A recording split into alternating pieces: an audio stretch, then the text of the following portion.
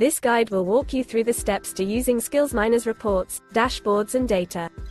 The information contained here will give you a unique insight into your caseload and provide wider labor market intelligence.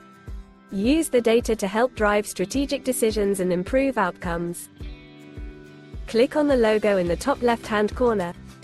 There is a huge amount of data available on this page, so we'll briefly describe each element. Depending on your role and access privileges affects what you can actually see. The first section is on engagement and shows you how your users are engaging with SkillsMiner. This first element shows how many sessions, or logins, you have had to your version of SkillsMiner. This next element shows how many hours have been spent on SkillsMiner in total. This final section shows how many minutes on average is spent during each login. This number can often appear quite low, but it is worth remembering the way people interact with technology by utilizing micro-moments, waiting for a bus, whilst the kettle boils or in between tasks. Anything over a 3-minute average session time is considered good. This is a really useful high-level piece of data that shows how many people have been invited, how many have accessed, how many have completed and if there have been any reassessments. The reason this at-a-glance chart is so useful is because you can get a visual sense at how well candidates are converting. From invites, to accessing to completing. If the gap is too big, there needs to be a greater focus on engagement. The locations table shows where your users are distributed from a geographical perspective. The Styles and Interests Supply section shows an aggregated view of the caseload's work styles. You can quickly identify trends across all your candidates in terms of strengths and deficits.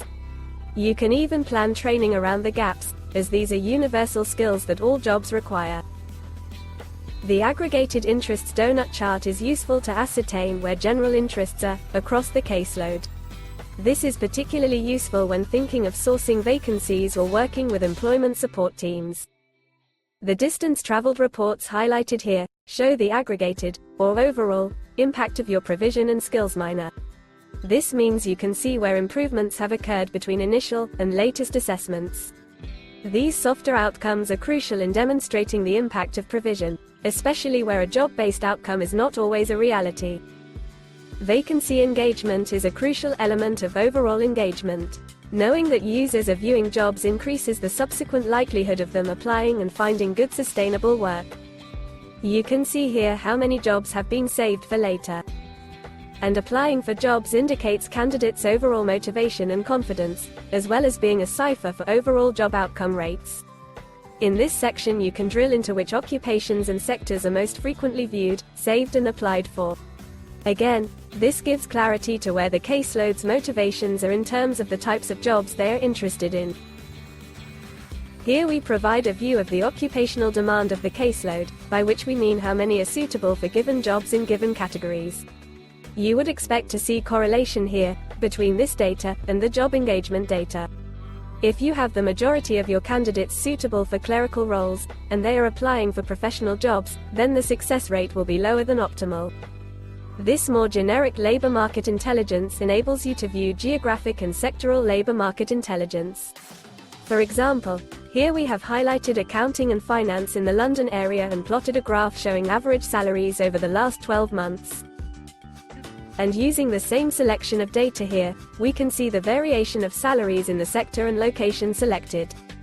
This report breaks down the geographical data into smaller locations to indicate the biggest and smallest areas where the jobs are distributed. Qualification engagement works in a similar fashion to vacancy engagement, and shows the number of qualifications viewed, qualifications saved, and qualification inquiries. And like with vacancies, you can see which occupations and sectors these qualifications were viewed from. Going back to the top of the screen, you can see the global view of the data. This focuses on the wider SkillsMiner pool of data, not just your own. This can be useful when comparing your own data to the entire pool of SkillsMiner candidates. Click Local to switch back to your own data. Simply select the name of the relevant key worker. You can filter the data to view individual key workers. Simply select the name of the relevant key worker and select the appropriate contract. This will then show the data purely for that key worker. Or you can view by organization.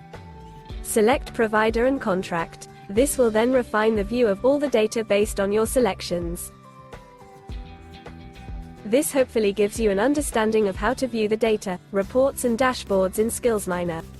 You should now know how to get unique insights into your caseload and access wider labor market intelligence. Your challenge is to now use the data to help drive strategic decisions and improve outcomes.